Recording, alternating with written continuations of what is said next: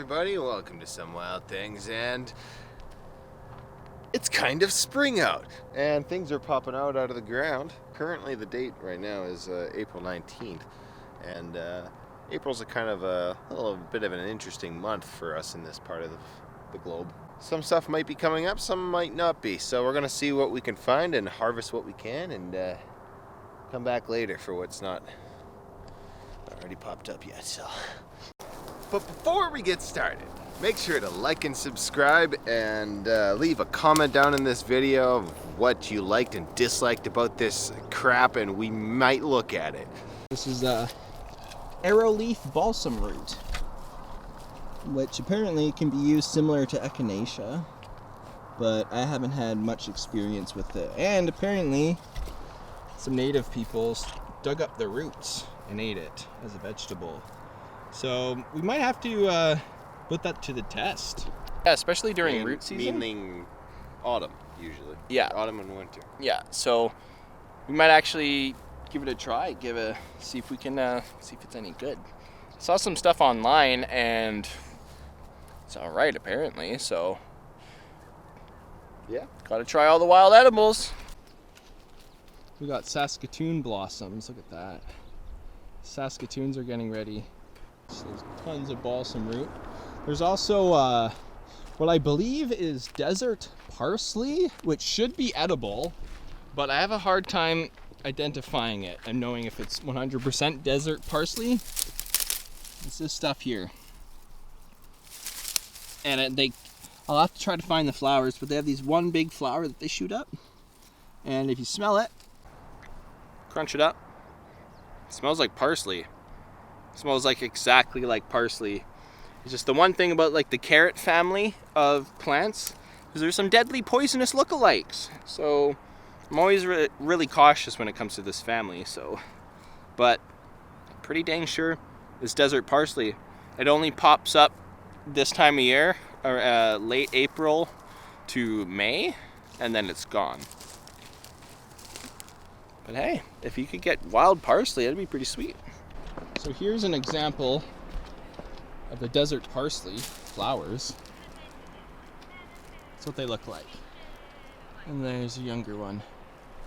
So, desert parsley, it gives you an idea of if that is what it is. That would be these leaves right here. Yeah.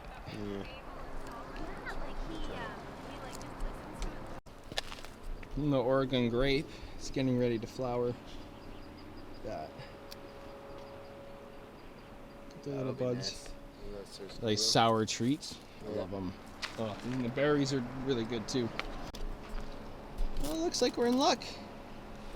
Some of these have already opened up. So maybe we'll give one a bite. All right, give it a taste.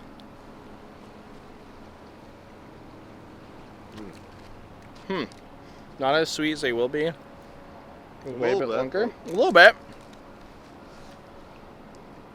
They're not bad though. No. You can nibble on those. A little bit of the bitterness. It's good. Berries are the best though. Now here's the creek where I usually catch some big carp in, but I'm not sure where they have gone. It's almost May now, and yeah, I haven't seen any. Last year I was catching them in March in this creek, so I don't know what's going on with that. Oh, keep my eyes open. I hope we do get some carp this year though, because I'd love to do a video of that. These are really blossoming. See this concrete path that they made. Everything's coming to park. life. Yeah, everything's coming to life. There's tons of burdock. Good roots for the fall. And there's still no mushrooms yet because we've had lots of sun, lots of warmth, but not enough rain. We pretty much have had no rain this April. Look at this. Wild delicacy.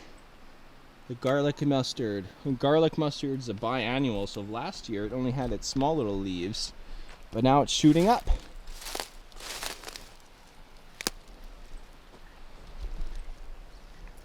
Bone apple teeth.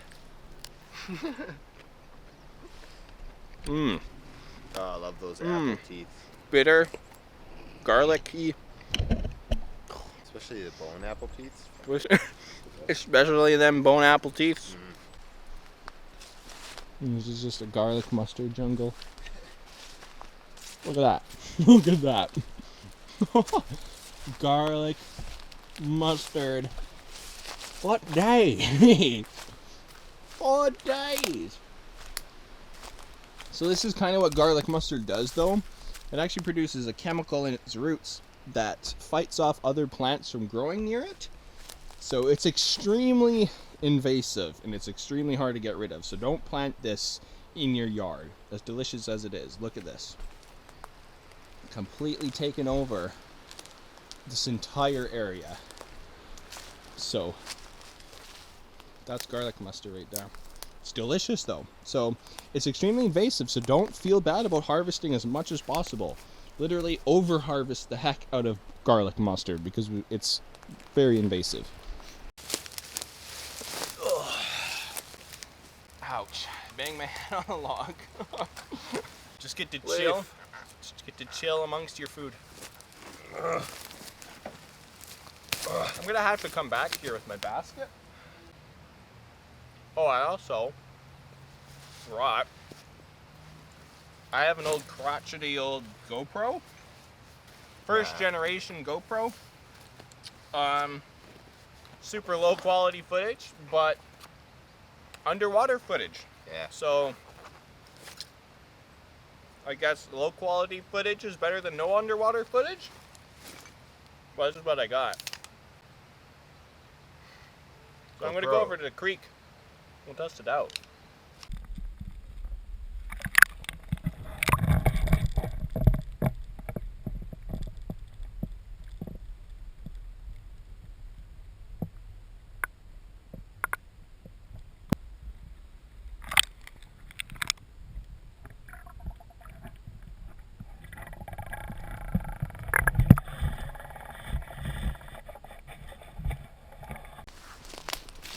The one way you can identify garlic mustard, the way it is. No, just kidding. Just look at it. Okay, well, you can tell with they have these kind of flower heart-like leaves, and they have a hairy stem. If you can kind of see that, they have a hairy stem, and one way you can just tell. Mash it up. It smells like garlicky mustard. And then if you really don't know, a little bite. Spit it out if you're not sure. But if it tastes like garlic, you're golden. Look at that, we got violets. Some violets. Those are delicious, but I know another spot where they'll be safe to eat. We won't be eating them right next to the path. Yeah. And we also got curly dock, or yellow dock. This is really tasty when it's young and fresh in this stage. This is the perfect stage to harvest them when it's young, wild greens, but it is a little slimy, if you can tell that weird shine it has in some of the parts. So when it's young, there's a bit of a mucilaginous property to it when you cook it. But I find that it's different, and it varies between like how you cook them and the age you harvested them. So either way, that's a good one. As they get older, they get more hardy and more bitter, darker and bitter in tasting. So this is the perfect stage to harvest curly dock. Make sure you do your own research. That's another good wild vegetable.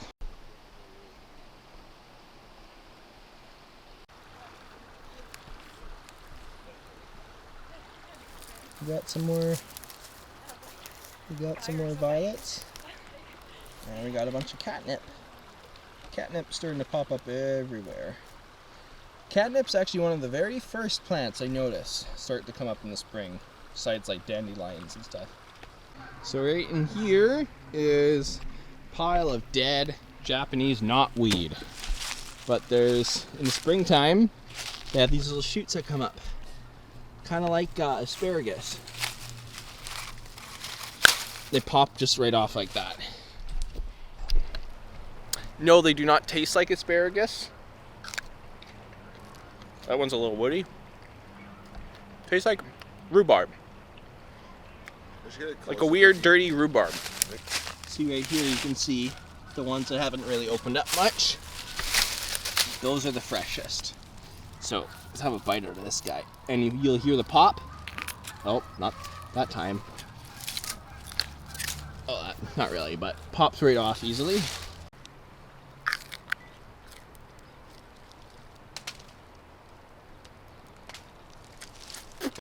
The one thing with the Japanese knotweed shoots is they're a little woody when they're fresh.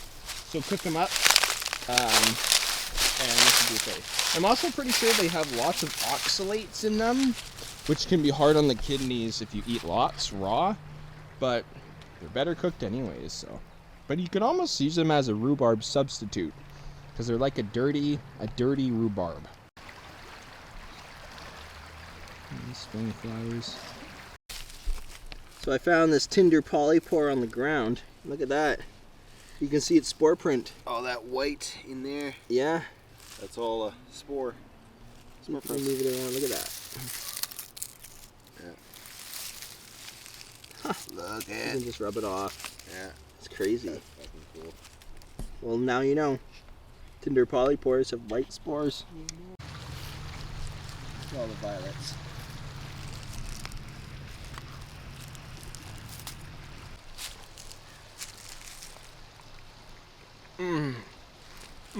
They're like sweet, floral. They're really good in salads.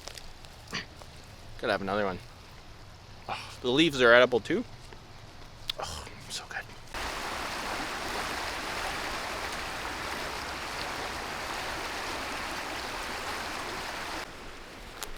Well, I think that just about does it for the park and kind of what edibles, wild edibles are growing at this time. What is it? It's April 19th. Yeah, April 19th today. So That's right. yeah, that's what's going on. And down low, up in the mountains and stuff, it's higher elevation, still nothing. So we gotta wait for camping, but that's coming soon in May. Hopefully So, real soon too. hopefully real soon. We're gonna find a new camping spot pretty soon. Yeah. The one that you've been seeing in the past videos, that's our winter bushcraft camp. Yep. But pretty soon here, we're gonna hunt for a space for a summer bushcraft camp. And Exactly. That's gonna be a whole nother deal. That's gonna be a whole new experience. So stay tuned for that. But anyways, thanks for watching, and stay tuned for more exciting videos coming up in the season. Have a good one. Peace.